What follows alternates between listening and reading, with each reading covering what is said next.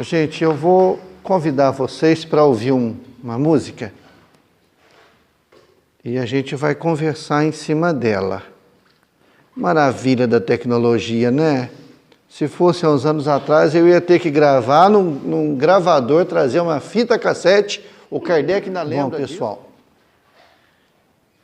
isso é do tempo que se fazia música de verdade, né? Essa música foi composta no final da década de 80 pelo Gilberto Gil como uma homenagem ao Roberto Carlos. E ela fala de uma necessidade que nós temos de falar com Deus. De uma necessidade que nós temos de interagir com o mais alto. E não é uma coisa nova, essa necessidade que nós temos.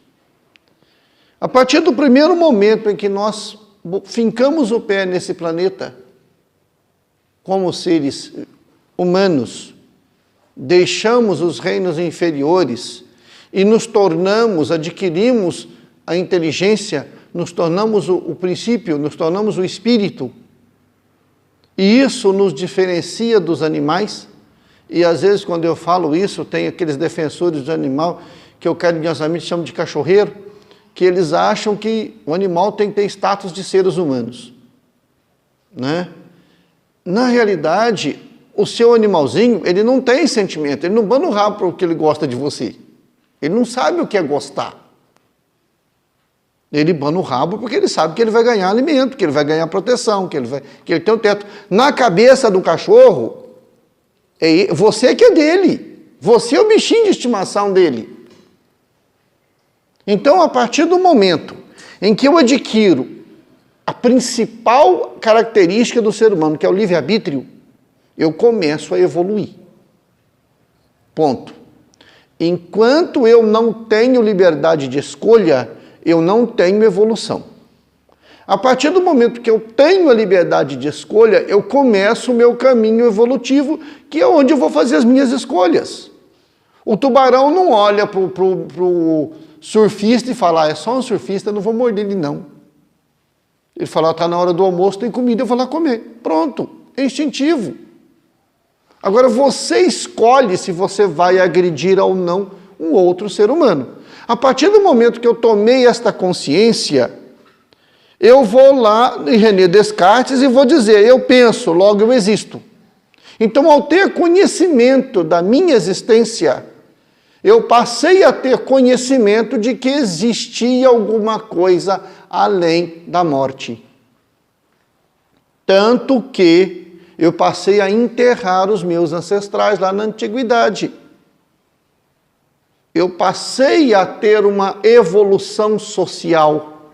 Um professor de Cambridge foi interpelado por um aluno qual foi o maior sinal de evolução que ele encontrou nos povos primitivos. Esperava o aluno que ele falava o domínio do fogo, do ferro, as armas, o plantio. Ele falou, o fêmur cicatrizado. Mas como assim? Porque enquanto os animais abandonam os seus feridos porque eles não dão conta de acompanhar a manada, o elefante, quando vai adquirindo uma certa idade, ele é apartado do grupo porque ele vai atrapalhar. Então ninguém cuida dos seus feridos, eles são abandonados à própria sorte. E ele falou, a partir do momento que aquele fêmur cicatrizou, significou que aquele sujeito fez repouso e que alguém cuidou dele, alguém o alimentou. E o corpo dele cicatrizou a ferida. E isto foi um sinal de evolução. Com esta evolução, nós também começamos a nossa conectividade com o outro lado. Os primeiros sinais de adoração que nós tivemos foi pelo medo. Medo do raio, medo da chuva, medo do vento, medo do vulcão, medo da falta de chuva. E nós começávamos a agradar aos deuses. Fazíamos trocas. E olha que tem gente fazendo troca até hoje com os deuses, com Deus, né? Muita gente, tá? Tem gente esperando ganhar na Mega Sena para fazer caridade. Então, o que acontece? Começou a troca. Eu separava a ovelha mais gorda, eu separava a galinha mais gorda, eu separava os melhores ramos de trigo e ofertava aquilo. Mas como que vai chegar no céu? Eu punha fogo, porque a fumaça ia para cima e ia chegar lá em cima. Aí chega num ponto que eu não tinha mais nada para doar. Qual que é a coisa mais preciosa que eu tenho? A vida. Então eu comecei a oferecer pessoas em sacrifício. Percebem? Era um ato de sacrificar. Por exemplo, lá no Havaí, quando nascia uma mulher, geralmente mulher, por quê?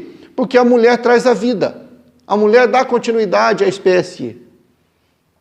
Então, o que eles acreditavam? Que sacrificando uma mulher, os deuses voltariam a dar a vida. Então, lá no Havaí, por exemplo, quando nascia uma mulher de pele mais clara, ou de olhos verdes, de olhos azuis, o que era muito raro, aquela criança era apartada dos pais e levada para uma ilha que não tinha homem, era guardada por mulheres guerreiras que ficavam ali. A hora que esta menina viesse a primeira menstruação dela, que ela se tornava mocinha, ela era jogada dentro de um vulcão. Um ritual festivo. Era uma festa. Não para ela, né? Para todo mundo era uma festa. Porque era uma forma de você acalmar os deuses. Já os incas, um povo tão evoluído, sacrificavam as mulheres loiras, porque o cabelo se parecia com o cabelo do milho, e o sangue dela era derramado para que a colheita fosse farta. Eram formas de adoração. Não, e a pior coisa é que tinha povos dessa época, os astecas, que além de matar, comia carne. Sim! Com tomate e pimentão. Percebem? E olha, gente, nós estamos falando de 3.000 anos atrás, olha que salto que nós demos de evolução. Então, quer dizer, as coisas eram, formas que nós tínhamos de adoração, que naquele momento eram importantes para nós. Mas chega num determinado momento que Abrão encontra com um anjo, e ele não sabia que era um anjo. E o anjo diz assim: o Senhor quer que você separe o teu povo e rume para o oeste, nas terras prometidas, aonde ele vai te mostrar. Mas quem é esse Deus? Yahvé. Ele é um Deus que não tinha forma, um Deus que não tinha templo, um Deus que não tinha nada que deveria ser adorado de outra forma. Junta o clã dele, sai lá do interior do Iraque e vai andando até as colinas de Golã, onde hoje é o Estado de Israel. Cerca de 4.500 quilômetros que eles foram rodando. E chegaram lá e tiveram que guerrear para tomar, porque o território estava ocupado por tribos locais. Então Abraão mudou seu nome para Abraão e começou uma nova forma de adoração, mas ainda trazendo seus costumes primitivos. Já não faziam mais a imagem de Deus, mas ainda era um Deus vingativo, um Deus punitivo, um Deus que castiga, um Deus tirano. Mais tarde aparece Moisés, que vai trazer consigo uma nova forma de adoração. Por quê? Porque o povo se perdeu, migraram para o Egito. Moisés vai lá, tira esse povo do Egito, eles peregrinam pelo deserto, provavelmente andando em círculos, né? Porque 40 anos andando 6 horas por dia, você daria a volta na terra 6 vezes. Então, quer dizer, tudo indica que eles acamparam em determinadas regiões para que o povo voltasse a aprender a cultivar, a plantar, a colher, a viver em sociedade novamente, a expurgar aqueles costumes adquiridos na escravidão lá no Egito, e ele vai trazer um contrato com Deus, que é os 10 mandamentos. Está certo que em cima dos 10 mandamentos, Moisés redige o Deuteronômio, que é um livro que contém todas as regras destinado ao povo judeu. Tá? Então são regras de convivência, que nós vamos pegar lá no livro de Eclesiastes. Se você ler aquele livro lá, você está lascado. Eu, por exemplo, eu não vou ler nunca, porque ele proíbe de comer as melhores coisas do mundo, como, por exemplo, camarão. Apesar que eu sou alérgico, mas não estou nem aí, eu como assim mesmo. Azar do meu corpo. Pensa, você ficar sem um torresmo porque não pode comer carne de porco. Mulheres não podem se depilar. Homem não pode fazer barba. Banho só uma vez por ano. Está lá no Eclesiastes. Mas aquilo era necessário para aquele momento. Para aquele momento. Pois é, nós evoluímos. A evolução é uma constante. 14 gerações depois de Moisés, vem o Cristo. Aí o Cristo joga uma pá de cal em tudo que a gente sabia sobre adoração. O Cristo enterrou o Velho Testamento e falou, tchau, isso aqui não serve para mais nada. Nem os 10 mandamentos sobreviveram, que ele resumiu em 2. Ama a Deus sobre todas as coisas e ao teu próximo como a ti mesmo. Então, se você não gostar de você, você é incapaz de amar o próximo e amar a Deus. Percebem? E o Cristo vai a todo instante mudar a nossa relação com Deus. A todo instante o Cristo vai trazer Deus para dentro da nossa casa íntima. Ele vai tirar Deus dos templos, das sinagogas. Ele vai colocar Deus na condição de pai. E o pai é aquele que convive diariamente com os seus filhos. E ele vai deixar isso para a gente em várias passagens.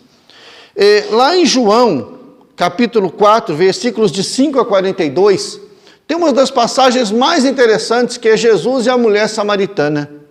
O povo judaico ele pode ser dividido em 3 ramificações dentro do Evangelho para que a gente possa entender. O judeu, também chamado de nazareno, né? O judeu, o fariseu e o samaritano.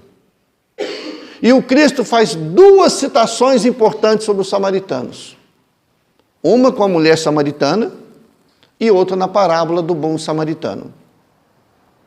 Porque o samaritano ele era mal visto pelos judeus ortodoxos. Porque o judeu ele tem uma coisa ortodoxa que segue o Deuteronômio à risca. Por exemplo, nas sinagogas ortodoxas, os homens ficam na frente, as mulheres ficam na parte de trás, num degrau abaixo, para mostrar que o homem é superior à mulher. Pois é, não. Todo homem machista hoje vai reencarnar como mulher muçulmana amanhã. Para ele aprender exatamente o outro lado. Você tem que aprender. E, infelizmente, muita coisa a gente só aprende na prática. Então, o que acontece?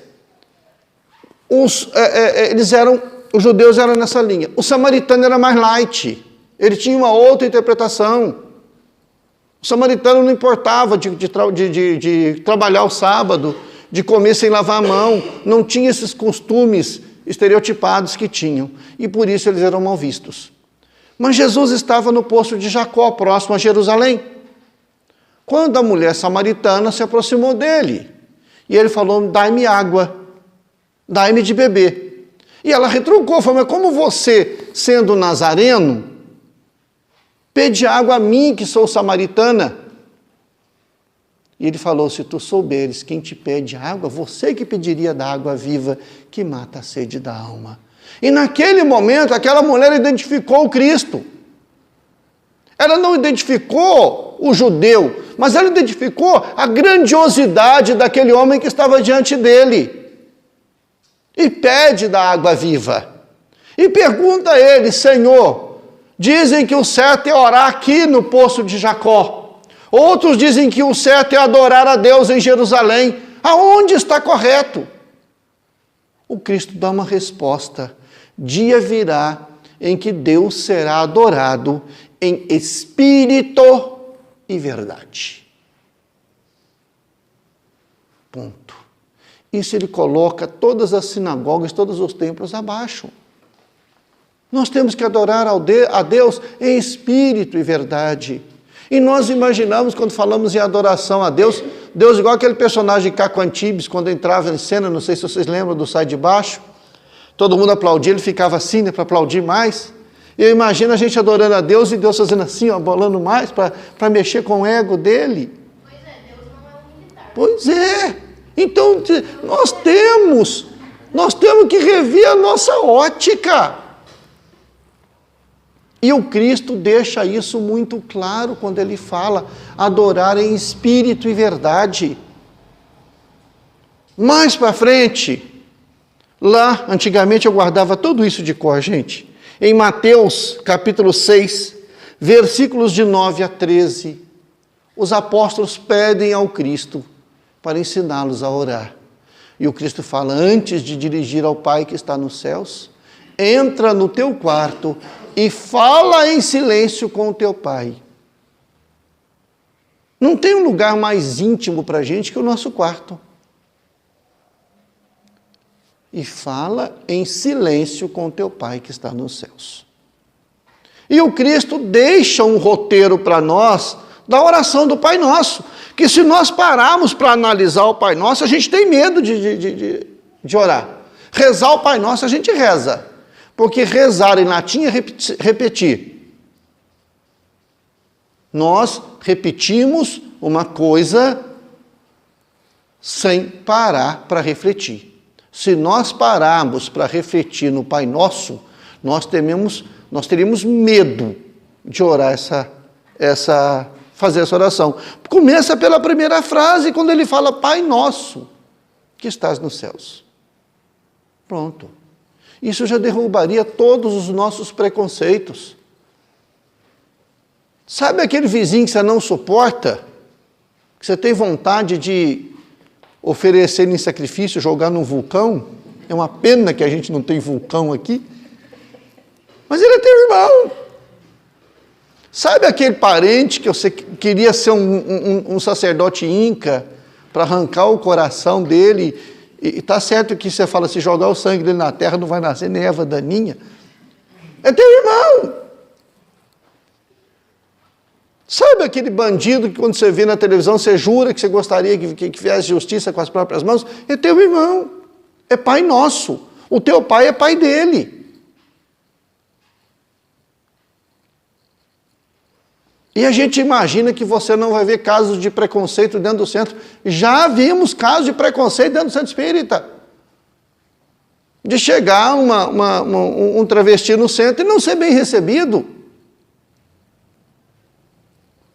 Que direito que nós temos de pedir crachá de identificação de alguém? A pessoa vem procurar o Cristo e nós vamos falar, não, aqui não. Você não é bem-vindo? Ele é meu irmão. Está lá no Pai Nosso.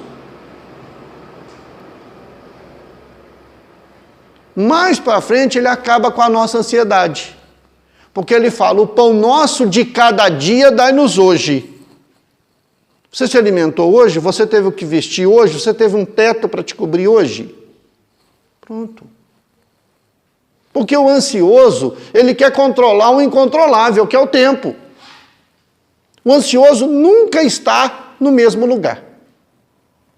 Ele veio aqui para o centro, sentou aqui, ele já está pensando se vai dar tempo de pegar o começo da novela quando ele sair daqui. A hora de deitar, ele já vai pensar o que ele vai fazer para o almoço amanhã. A hora que ele está almoçando amanhã, ele já vai estar pensando o que ele vai fazer para a janta. Percebem? Como a gente nunca está no mesmo lugar.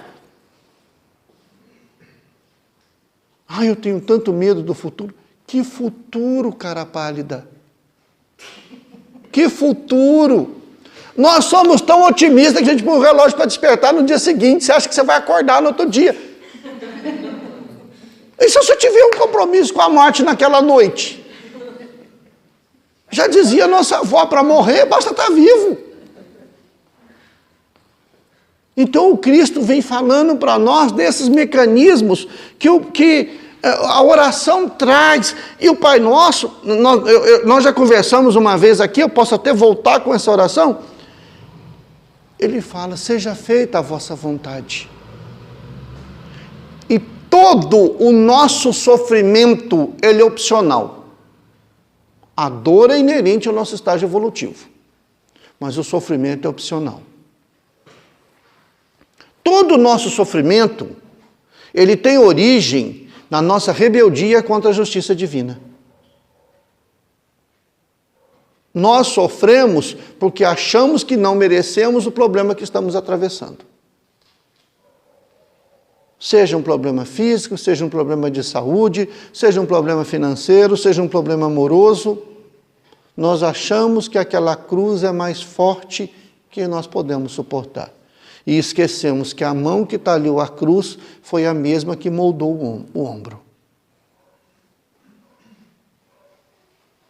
E isso nós vamos aprendendo nas nossas orações. Porque não adianta nada você orar, sei lá, 1000 Pai Nossos, mas não entender. Exatamente, você tem que entender exatamente o que você está falando. E a oração você tem que mudar a tua sintonia.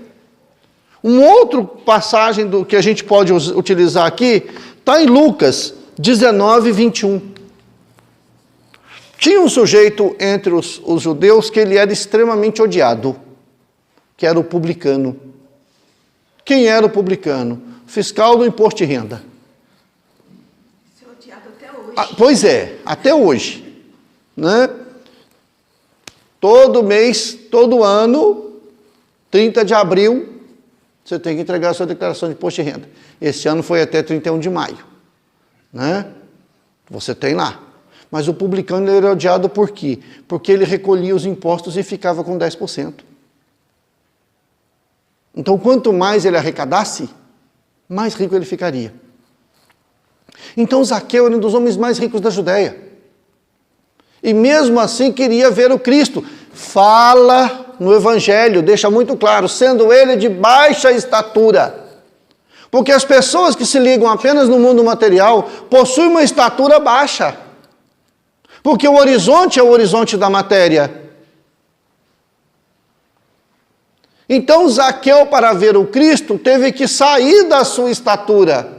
Ele então subiu numa árvore, ou seja, ele tirou o seu horizonte do ponto material, ele elevou o seu horizonte e viu ao Cristo, e foi visto pelo Cristo. Esta é a parte mais importante. Ao que o Cristo falou, Zaqueu, desça, que é necessário que eu esteja em tua casa. Já que você me viu, eu consigo entrar na sua casa agora. Então não adianta. Zaqueu, tendo todo o dinheiro que tinha, percebia que faltava alguma coisa para que ele pudesse ver o Cristo. Então nós precisamos mudar o nosso horizonte para que nós possamos entender, para que nós possamos ser vistos, para que nós possamos criar uma conexão com o mais alto. Teilhard de Chardin tem uma afirmativa que eu acho muito interessante, quando ele fala que nós não somos seres materiais vivendo uma experiência espiritual. Porque eu não sou esse corpo. Esse corpo é meu, enquanto ele puder me atender. Vai chegar num ponto que eu vou abandoná-lo. Ou seja, Teilhard de Chardin fala, eu sou um ser espiritual vivendo uma experiência material.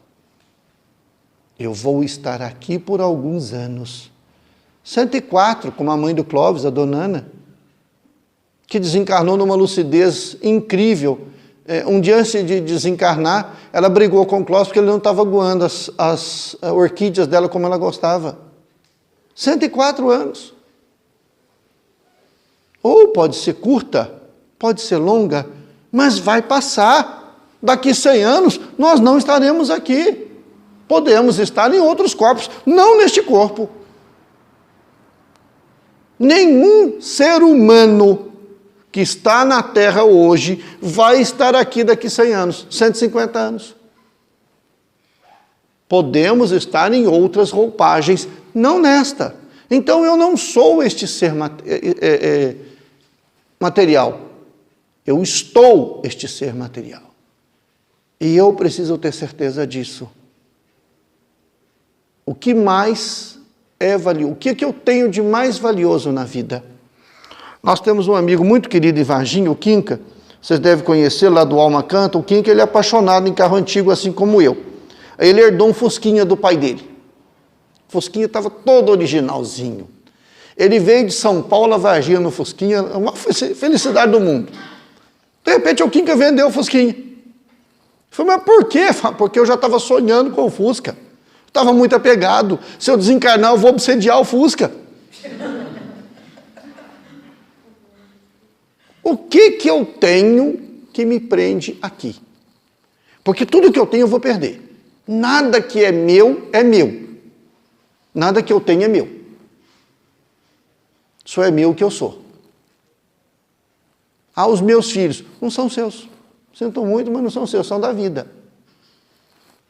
As minhas terras não são suas. O meu egoísmo, isso é seu. Isso é todinho seu. Porque você não tem o egoísmo, você é egoísta. A minha vaidade é sua, porque você é vaidoso. Por que eu perco a paciência? Porque eu tenho paciência. O dia que eu for paciente, eu não perco mais. Então, enquanto eu não mudo o meu horizonte, eu não consigo criar sintonia com os bons espíritos. Eu não consigo criar sintonia com Cristo.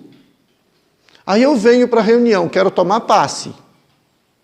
Eu venho aqui por causa do passe, eu não venho por causa da palestra. Porque o passe é que vai me ajudar. Aí eu já chego quase na hora do passe. Ou seja, metade do tratamento eu já perdi. Aí eu sento para tomar passe e fico pensando, nossa, mas que povo chato, que a menina falando não sei o quê, não para, que pressa, mais demorada, aqui não sei o quê. O que eu vou absorver, gente? Nada, porque eu não estou aqui. O meu corpo está, eu não. A hora que eu chego, que eu sento aqui, o tratamento espiritual já começa. E é uma coisa interessante. Desculpa, o seu nome? Thelma. A Thelma. Thelma visitou uma amiga dela, vizinha dela, hoje a vizinha estava doente. Pois é, a Thelma foi lá visitar. Aí chegou aqui, sentou. O enfermeiro chegou, olhou os pensamentos dela e falou assim, olha, ela está bem, mas esta vizinha dela está precisando de ajuda, vamos lá dar uma mãozinha? Mas porque ele estava aqui presente.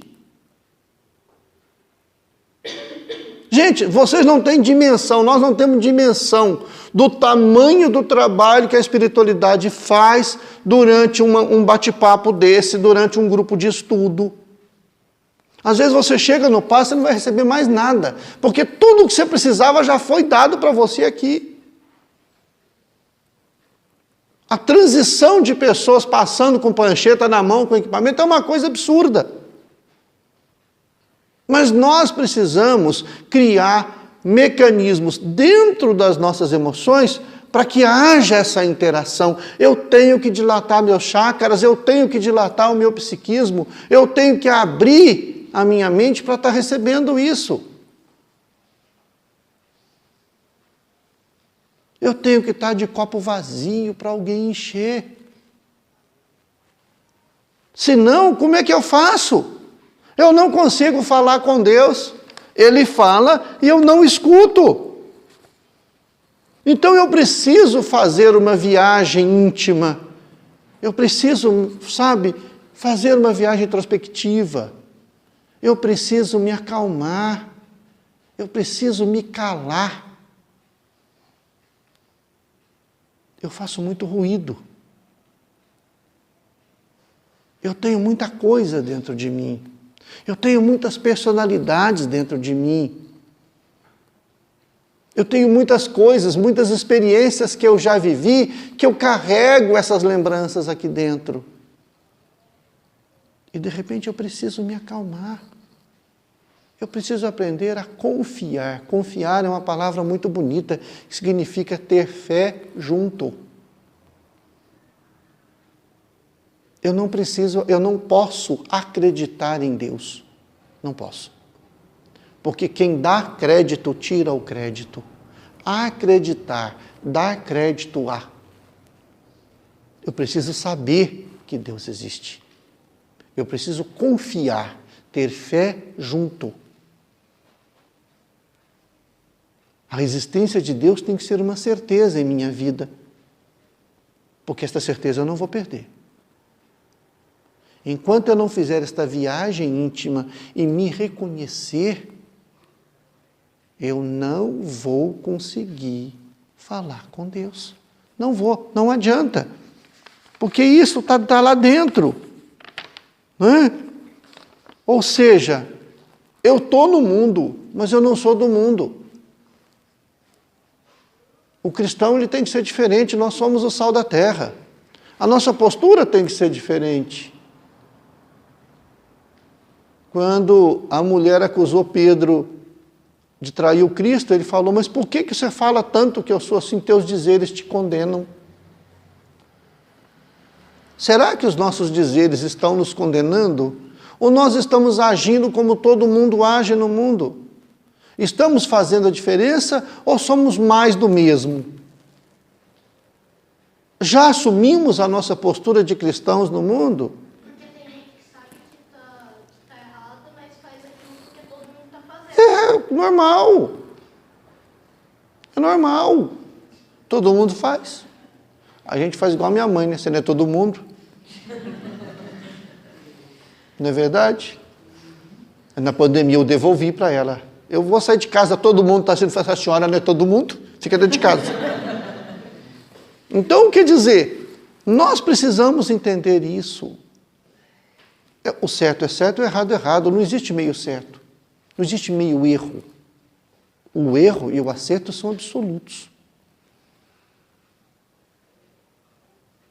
Hoje, para nós, tirar alguma coisa de alguém é uma coisa impensável. Nós somos incapazes de ficar com um centavo que não nos pertence. Isso dói, isso incomoda. Há poucos dias eu entrei no mercado, a minha filha pegou um suco, aí eu olhei, a fila estava muito grande. Não, filha, vamos voltar, eu ligo, faço o pedido, depois eles mandam entregar em casa. Eu entrei no carro, ela virou, papai, a gente não pagou o suco. Aí voltei no mercado, falei com a moça do caixa, falando, professor, na hora que o senhor fizer o pedido, o senhor me lembra, eu boto o suco, porque agora não tem jeito.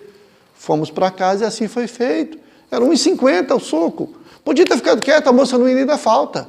Mas o que eu ia dar de exemplo para minha filha naquele momento? Isso para nós é uma coisa inconcebível. Olha que salto evolutivo nós já demos. Agora só está faltando a gente deixar de ser egoísta, maledicente, invejoso, reclamão. Olha, falta pouca coisa. Nós vamos conseguir. Então, o que vai acontecer? Nós vamos ver que isso essa evolução vai acontecendo, tá? E novamente nós vamos recorrer ao Evangelho. Lá em Mateus 7, capítulo 7, versículos 7 e 8, Mateus fala, buscai e achareis, pedi e dar-se-vos-á, batei e abrir-se-á. O que eu estou pedindo? O que eu estou procurando? Aonde eu estou batendo? Porque se eu estou pedindo para ser... Eu quero ter paciência. Aí ele vai me colocar no emprego com um chefe chato para burro para aprender a ser paciente com aquele chefe. É só não pedir mais paciência. Pois é, simples. Eu quero aprender a ser humilde. Eu vou trabalhar numa empresa que eu não vou evoluir nunca. O Chico uma vez perguntou para o Emmanuel, porque ele viu um monte de gente ser promovido e ele ficar a vida inteira como escriturário. Aí o Emmanuel falou para ele, vaidoso como você, se você fosse promovido, você se achar importante. O que eu estou pedindo? O que eu estou buscando? Em que portas eu estou batendo? Às vezes a vida me coloca diante de um problema muito sério. Um problema de saúde muito sério. Porque muitas vezes a saúde da alma depende da doença do corpo. Eu vou pedir para que Deus me cure? Eu não vou conseguir. mas eu posso pedir a Ele que me dê forças para passar por aquele problema. Eu vou pedir, a solução não vai aparecer, não existe um gênio de Aladim para resolver os seus problemas, não adianta. Você não vai conseguir. Ninguém vai resolver os seus problemas. Se você bateu na porta porque você quer a solução de um problema, você veio no endereço errado. Sinto muito. O que nós vamos te dizer é que você está passando exatamente aquilo que você merece. Só isso. E que, na realidade, você não está pagando nem a 10ª parte da sua dívida. Que a justiça divina é mesclada com a misericórdia. Então, se a tua cruz está muito pesada, agradece, que as coisas estão bem melhor do que você merece.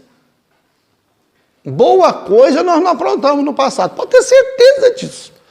Santinho não tem nenhum aqui.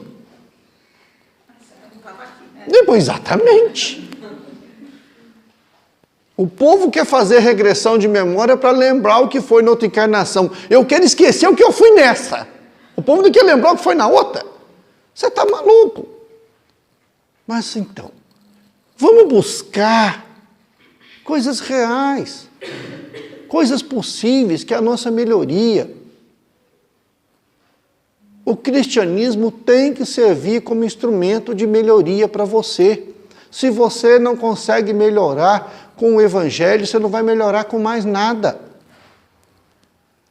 Se nós perdêssemos todo o Evangelho, só sobrasse o Sermão da Montanha, já seria o suficiente para nós reconstruirmos a sociedade. Então não adianta eu querer conversar com Deus e pedir solução dos meus problemas, porque não vão vir, nem não vai aparecer. Me mostra os 6 números da Mega Sena. Não vai, porque você já teve dinheiro e fez besteira. Não é à toa que agora você luta com dificuldade de vender o almoço para comprar a janta. E o espírito tem uma mania de achar que a reencarnação é lei de talião. Né? Que é olho por olho, dente por dente. Matou, tem que morrer. Não é bem assim que as coisas funcionam.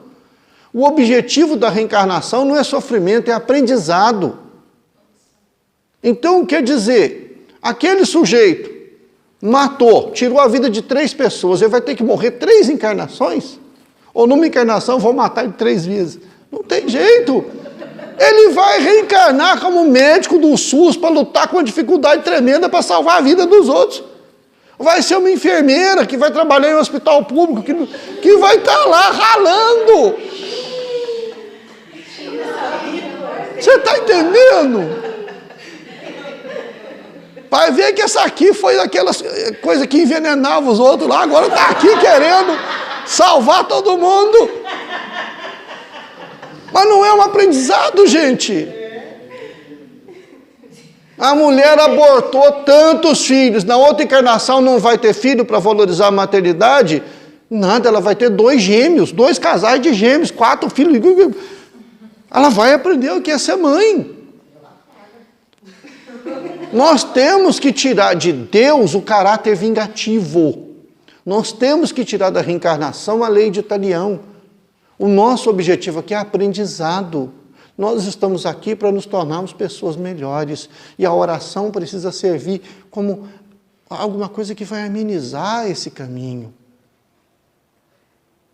Que vai me transformar numa criatura melhor. Que vai fazer com que eu tenha esse intercâmbio com o alto. Eu preciso deixar de ser Nicodemos, deixar de reconhecer o Cristo só no cair da noite dentro do templo. Eu preciso ser como a mulher hemofílica, que sabe que se tocar o Cristo vai ser curado. Eu preciso colocar o cristianismo, tirar o cristianismo de doutrina para ser prática diária. Eu preciso me posicionar no mundo como um cristão, como um agente de transformação. Eu preciso olhar no espelho e saber que o sujeito que eu estou vendo aqui hoje, não é só de hoje, que eu sou um ser milenar. Eu preciso olhar para o meu filho e saber que ele é um companheiro de jornada, que a hora dele partir vai chegar, que a minha vai chegar. Eu estou desenvolvendo um outro texto para a gente bater um papinho depois, que fala exatamente sobre isso, sobre os atavismos da fé. Então nós precisamos simplesmente colocar simplicidade nas nossas orações, verdade, e conversar com Deus. Nós precisamos tornar a nossa alma pobre. Nós precisamos empobrecer a nossa alma. O pobre é aquele que nada tem, é aquele totalmente despojado. Por que o Cristo fala, bem-aventurados os pobres de espírito, porque verão a Deus? Quando o Cristo fala, é mais fácil um camelo passar no buraco de uma agulha do que um rico entrar no reino dos céus, ele não se referia às posses materiais, porque nós temos esse negócio de que tem que ser pobre para ir no céu.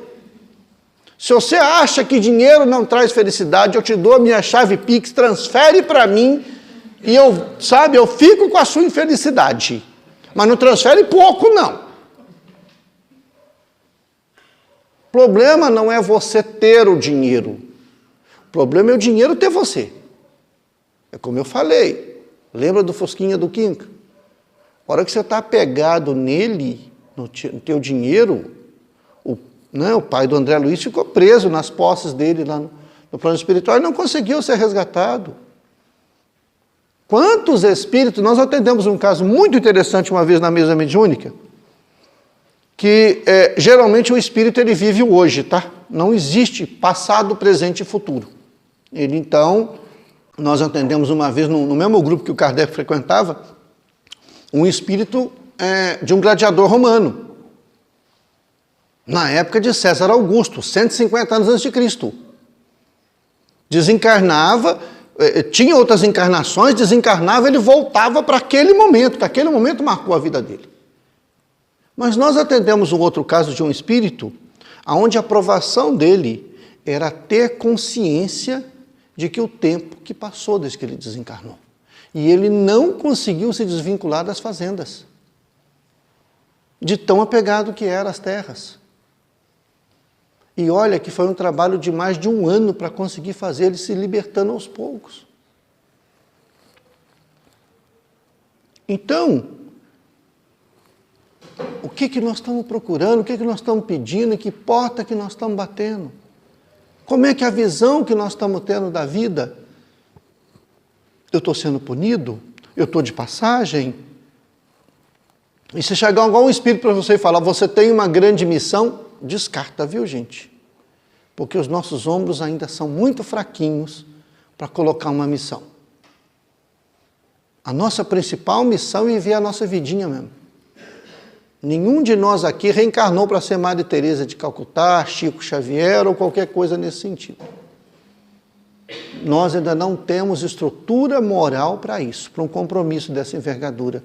Mas o nosso compromisso é amar o ciclo que nós estamos ali. É ser um cristão diferente na minha casa, no meu bairro, na minha empresa, no meu grupo social. É para isso que nós estamos aqui. Precisamos aprender a conversar com Deus. E precisamos ouvir a resposta dele. Um vilarejo, eu já contei essa história aqui outras vezes, diz que a gente vai ficando velho, vai ficando repetitivo. Eu preciso melhorar o meu repertório de histórias, mas essa história mexe muito comigo. Muito.